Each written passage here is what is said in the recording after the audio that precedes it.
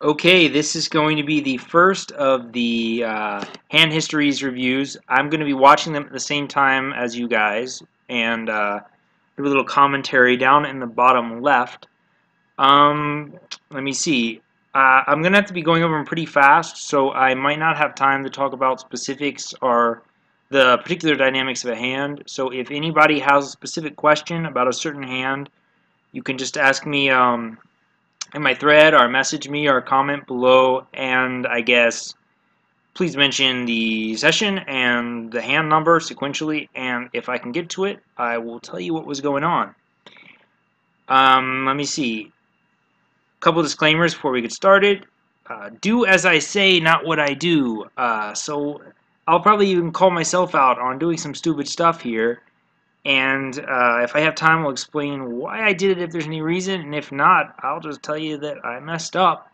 So regardless of the outcome, if there's some great outcome and I scoop a big pot, I don't recommend trying that if I say it was bad. Um, Let me see. Other than that, oh, this first session we're going to be on here, it's a little sloppy. This was my first attempt at recording the hands at the table. So the hands were super random. I didn't get any really great stuff, I don't think, on camera. And so this will be the roughest of the bunch, and then it'll progressively get better in this video and the part 2, and we get a lot of better stuff later on. But let's get started right now. Alright, South Point. Dude on the left had like 1200, good player, and the table was not so great, so we moved to another table right away. We pick up Jack 8 of spades and limp from mid position. Alright. Flop. 5, 7, 9, and I lead 10. Got the double gut shot. Trying to build a pot, disguise my hand a little bit. Get a call to my left. The turn pairs the 9, and I should just check fold. But I do actually call the guy here for 20. I convinced myself that I could do it because I was going to rep diamonds too if they came on the river, and I was going to lead. But the river's a 2, and I check fold. I probably should just check folded the turn, like I said. Here's the second consecutive hand. We get a little overly aggressive, a little fancy play syndrome here. It's definitely a leak I have. When I sit into a new session, I have a tendency to get really aggressive really fast, and sometimes push the pace a little hard, burn through $50 to $100 before I settle in. And that's kind of what's going on in these two hands here. I open to 8 with 4 deuce of spades. I don't think that that's so bad off the bat. Okay, big blind calls and the 1 limper calls. They check to me, and I'm definitely going to fire at this flop of an ace and a queen. The 4 is pretty irrelevant. It's not bad that it's there. I lead 16. The big blind calls, which is a little surprising because on a flop like this, a lot of times we can disregard the big blind completing our bet. The limper calls, that's expected. I think he's got a lot of small aces. The turn is a jack of spades, which is not a terrible card for us to barrel again on, and the fact that it's a spade, so we actually picked up equity on the flush draw, makes it even more appealing. So I bet 25. Alright, we get the big blind off it. It's heads up. I'm feeling pretty good about this one. He calls, though, the limper. And then the river pairs, which is pretty much bad for us. And before I even get to think whether we're going to fire a third barrel, the limper leads out 100. And so it's a pretty easy decision now to dump the hand. $50 later. Yeah, I figure he has Jack Queen or something. Possibly Ace Jack. This is the new table we're at here. It was highly active, really much better table. Queen 10. I opened this one up. We flop the 8, Jack 5, check, checked around. The turn is the 7. We still have the gut shot. We have a backdoor Queen of Diamonds draw, so bet $7 when they check to me, a little delayed c-bet, and they fold around. Queen Spade, 9 of Spades. That's definitely something I'm going to open on the button there. Folds around to me, and we go. What are we doing?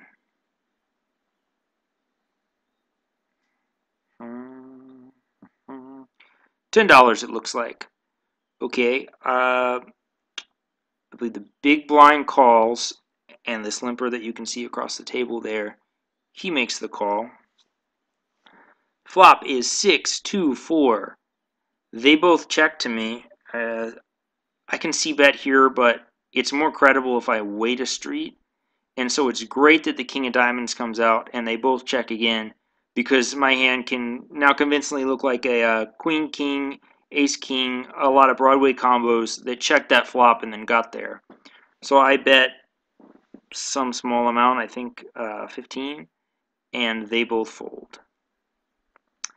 Ace of Hearts, King of Diamonds, easy open to 10.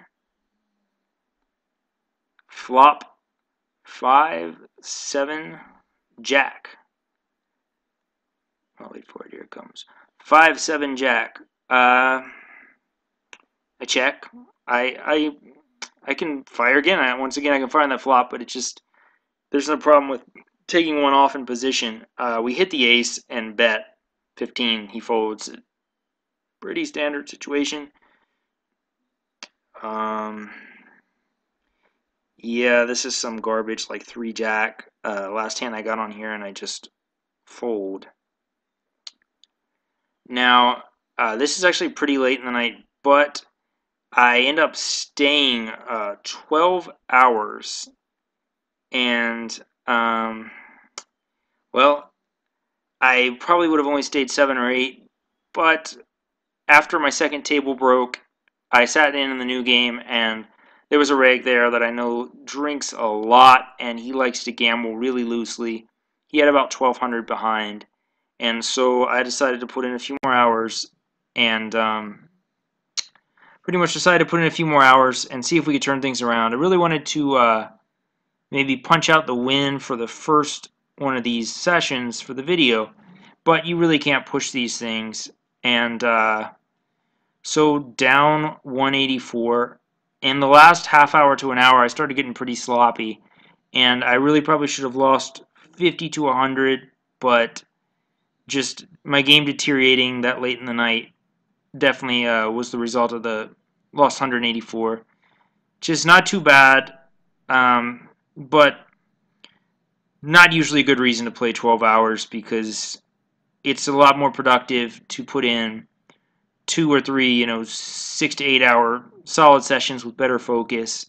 And when you do 12 hours like that, it's going to affect you the next day, possibly 2 days. You're going to be a little bit fatigued usually, or I am anyways. I guess some people are machines. So there's not a lot of value in that. And let's move on and hope for better this week, right? There we go. We're buying in for 300 big bills. Our first hand we played, it was really funny. It's 7-7. I'm in the big blind. One limper comes around to me, and I make it, what did I make it? 12. He makes the call. All right. Flop comes King 10-10. All right. I check because I'm probably check folding here. He checks behind. Turns a queen. There's still absolutely no reason for me to bet. I check. He checks. I'm going to bet some rivers, but the river's a king. So I check. I think he wins sometimes with an ace, but we chop. So that was a funny little first hand for this session.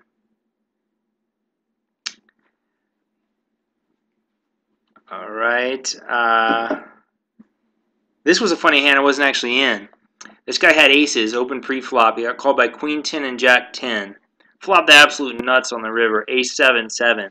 With a turn and river of 7, and they checked both streets. It was a three-way chop, which was something you don't see very often. Alright, Deuce Jack, just throw it away. Looks like early position. 3 7 of diamonds. I mean 3 of clubs, 7 of diamonds. I'm folding if anyone opens, but it folds all the way around to me on the button. So I'm opening for 6. A lot of times I'd open for more like 8 here, but I want to keep my range really wide and get this weak passive player in the blind, in the big blind to call. He calls and then he leads out $7 on a 4-5 queen flop, which if he has the queen, he's actually checking to me. So it's a weak defensive lead with like 5x or like possibly capped at like pocket 8s. He wants to not get put in a position where he checks and I bet and he has to make a decision. So he makes a weak lead. I make it 20 and he folds. King of hearts, queen of hearts. Okay, looks like I'm in mid position again. A lot of these hands I was. Make it $8. Actually, I'm like under the gun plus 2. I make it $8. The flop is 4, Jack 9. Check to me. I check because I have position, and I can just see what he does on the turn. I hit the king on the turn. I really don't think I'm going to get money on the turn here. I think there's a small chance I can get one bet in on the river, so I check. The river is another jack.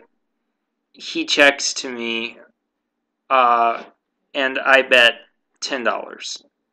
And he folds. So I guess I could have bet on the turn, and he calls our, I think both blinds were in this. One of the blinds calls if they have a flush draw. But that's about it. So just take it down.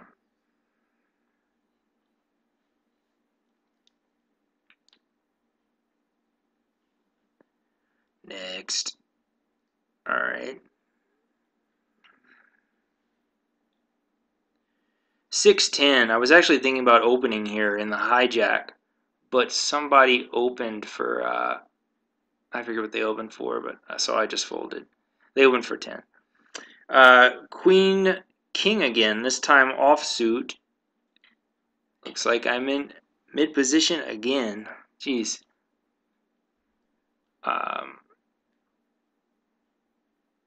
There was a straddle under the gun on this one, and it was a really loose player who's super sticky. He's calling with any hand. So I go ahead and make it 16 to isolate him and try to flop something with some value.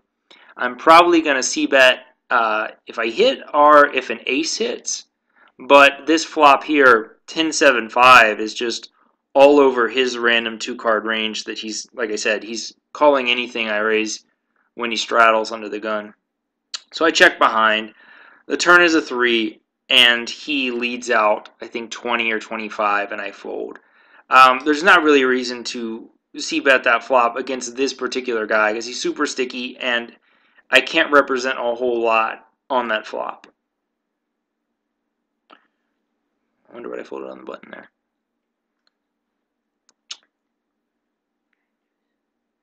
Okay, we got a 4 of hearts and a 10. That's just garbage, even in the hijack. I think that I'm going to throw this away. Wah, wah. The hijack again. This time with 8 and 9 of hearts. I love it. I'm like 100% opening here, but some guy opens to like 12 and no calls, so we got to throw it away. Cashing out for a huge victorious win. Looks like played 2 hours and 10 minutes, short session, and profited a whopping $37, but at least we're going in the right direction now.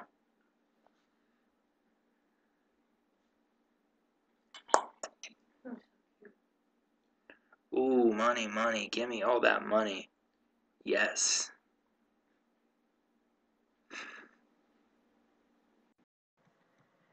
Okay, here we go. I got Bally's for the third session. on here. First hand, I wanted to get it on the camera. It's like a 3-7 or something. I just end up throwing it away. So nothing really exciting there. I want to tell you, there's a few hands I'm going to have to go really quick here where I couldn't get all the information in, but I try to let you know what's up.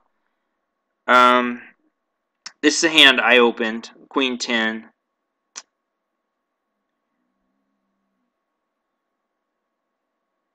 I'm going to fire 10 with the 2 overs, double gut shot.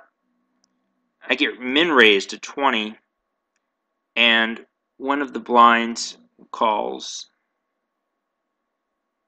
or the button calls the 20. Of course, I'm calling 10 more here.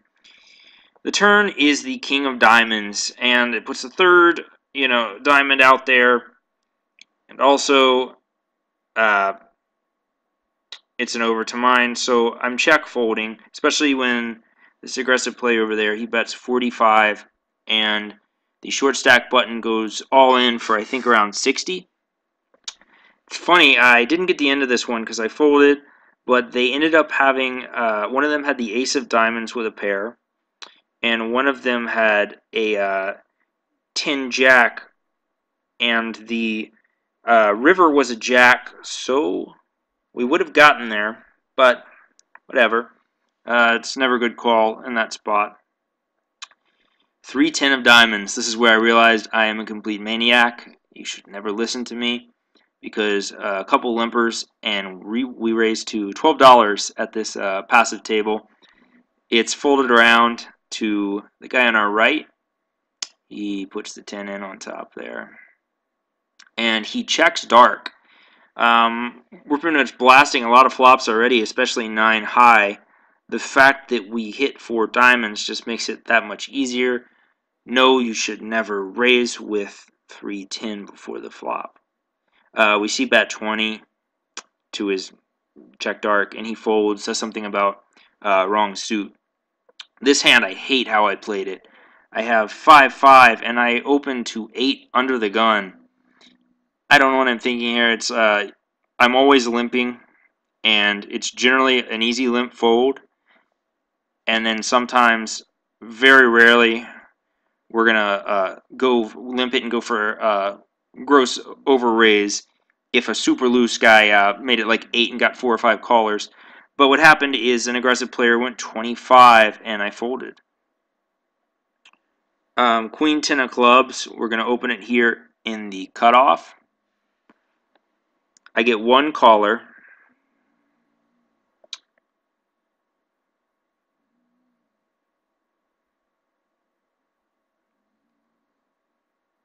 Oh, the button's taking a really long time here. Jeez. Oh no, he's waiting for the small blind to put it in. I get 1 caller. Flop is Jack, 7, 7, 2 diamonds. I'm going to take one more stab at it when he checks to me. I bet 18.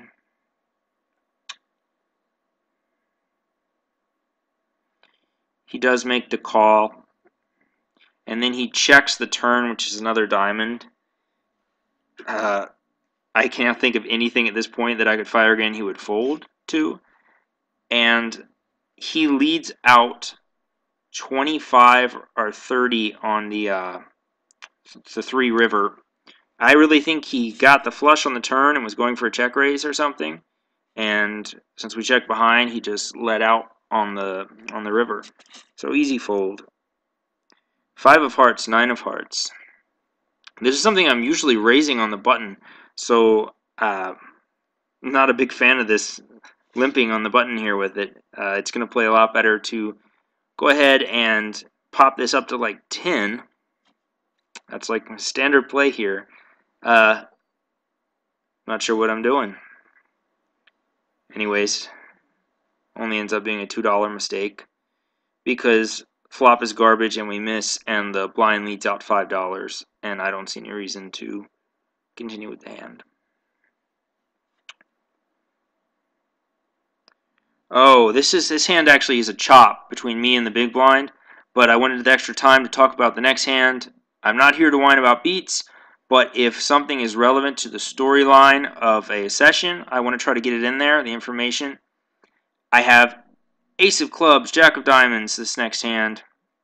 I open over a couple limpers, and the guy to my right calls, and I think there was one other caller. The flop is going to come Ace 4-3, 2 diamonds. He leads out. I raise him. I'm on the button there. That's him over there. I raise significantly. He calls. The turn is the Jack of Hearts. I hit top 2 pair. He checks to me, and I bet again. I think 45. He check raises to 200 all in, and I tank for a while. And I know the Jack helped him somehow, so I think he's got diamonds and paired the Jack. I make the call. He actually had a double gutter of hearts. He flopped double gutter, and he turned the flush draw with that Jack. And I guess he wanted to put all his money in there, and he got there on the river. Here we go. Sevens, and we flop quads, and this poor son of a bitch to our left has sixes and flopped the boat. Easy game.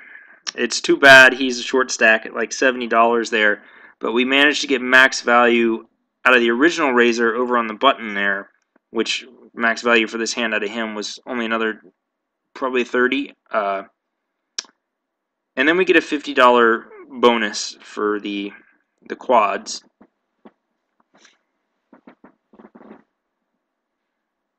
Quads are good. All right, we move shortly after to another seat, and the information's not on it, but you're going to see me scooping a very large pot. I opened at $12 with 10-7. No, I opened at $10 with 7-10 off in late position. A guy with position on us calls. Oh, this hand's pretty irrelevant. I open. All right, I might be in the blind. I'm only in for $2. I check the flop, and then I bet small on the turn, trying to get a big heart to put a little money in there, but they all fold. This next one, like I said, I opened at $10 with 10-7 off. Guy on the button calls. Flop is 10-7-7. I'm going to be leading $10 again to look really weak. He makes it. He flats the 10. The turn is an 8. I lead 10 again, and I'm probably looking like a nervous overpair here. And he makes it 35.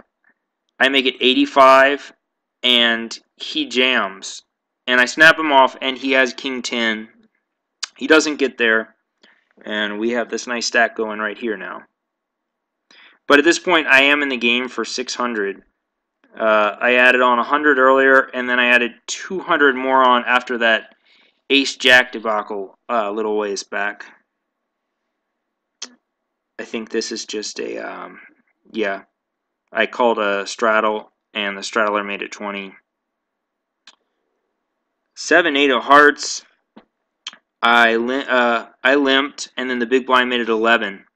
I call pre-flop, so does this other guy. On the flop, he bets 11 again. I'm open-ended, backdoor flush draw. I flat the 11. The other guy folds. The turn, we hit our straight, and I'm not too worried about him having anything. He leads out 11 again, and I just flat one more time here. And then on the river, it pairs, and he bets 11 again. And I really don't think he's going to call much, so we go for a really thin value and min raise him to 22. And he tanks, and he tanks, and he tanks. I want to say he has like sixes here. Anyhow, he finally gets the courage up to put in the $11 more. Eventually, he does do it. There he goes. And straight's good. I really don't feel like we could have even put 30 on top there or anything.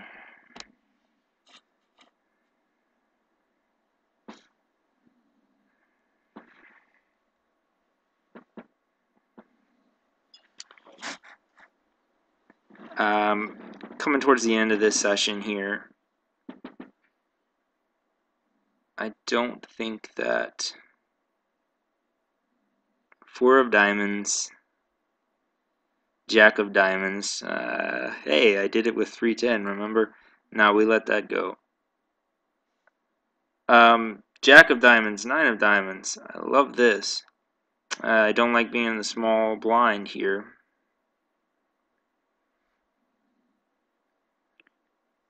Alright. I'm just gonna complete the blind here for the dollar, I think.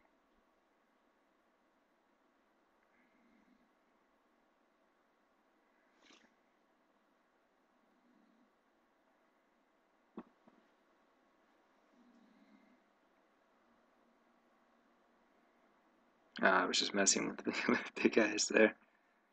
I put it in. He checks. There's like 4 or 5 players in this one.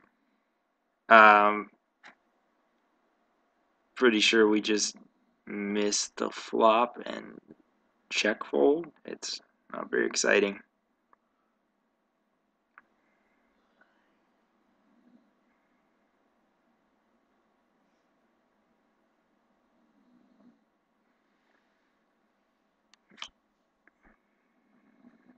Yeah, big blind bets 10 there, and we fold.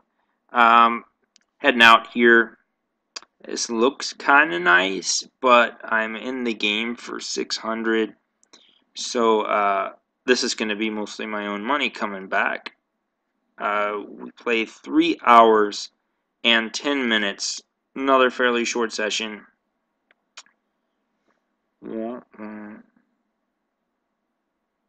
And cash out, I think 757, so that's plus 157. At least we're going in the right direction again. For the video, that puts us at what?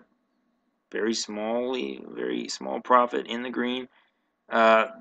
Checking on part 2, and we'll see what we can get done.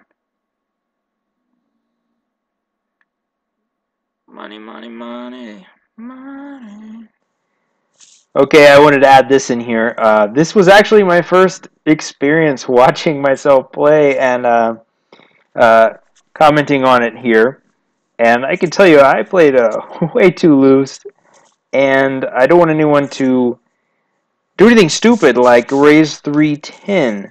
So just please be aware, you need to be a really passive table to even get remotely this loose, and your image cannot be the least bit compromised, or you're just going to be burning money, putting more money out there on these hands. But if you want to use some of this positional spots and bet sizing, then that might help your game a little bit. But yeah, definitely tighten your range up more than that, guys. Come on, you're better than that. All right, I'm actually doing a part 2 of Hand Histories for this particular first episode of, I guess, the vlog, because this got a little long just with the just trying to do it all in one. So I had to split it into 2, so there'll be more sessions on the part 2 that are still from vlog number 1. So check that out, and we'll see what kind of craziness we can get into.